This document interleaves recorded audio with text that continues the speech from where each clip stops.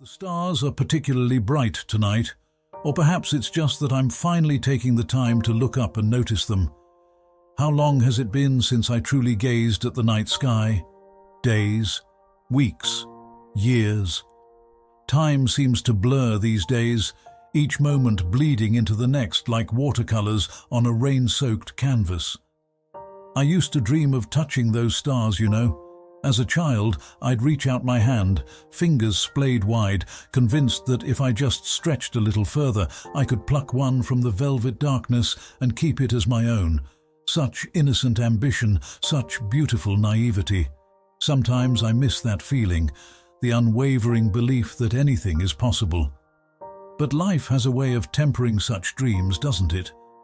Reality creeps in bit by bit, until one day you wake up and realize that your lofty aspirations have been replaced by mundane concerns. Mortgages, career ladders, societal expectations. When did I let these things become the stars I reach for? I wonder what my younger self would think of me now.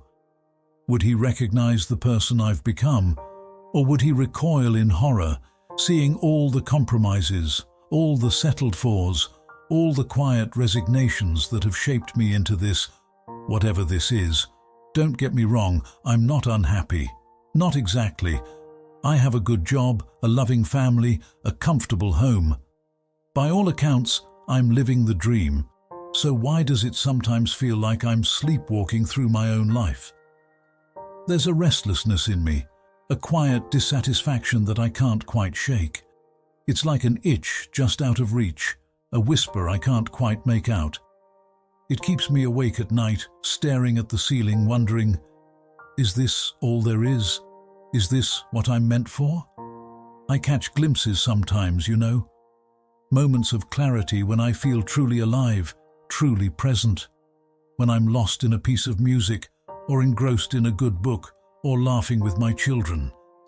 In those fleeting instants, I remember what it felt like to believe in something bigger than myself, to feel limitless potential coursing through my veins.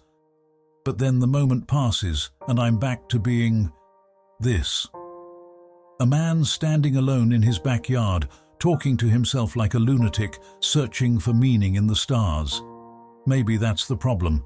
Maybe I've been looking outward for too long, seeking validation and purpose in external things, in my job title, in my bank account, in the approval of others.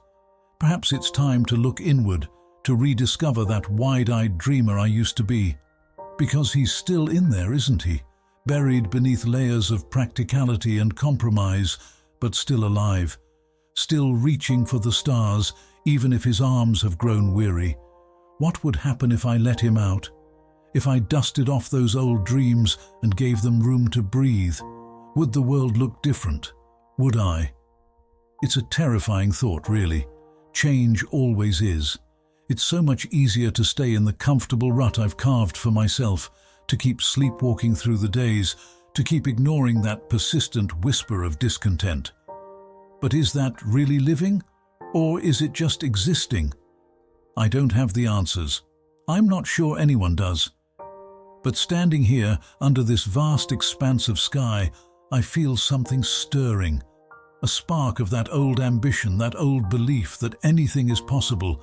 It's small, fragile, easily extinguished, but it's there.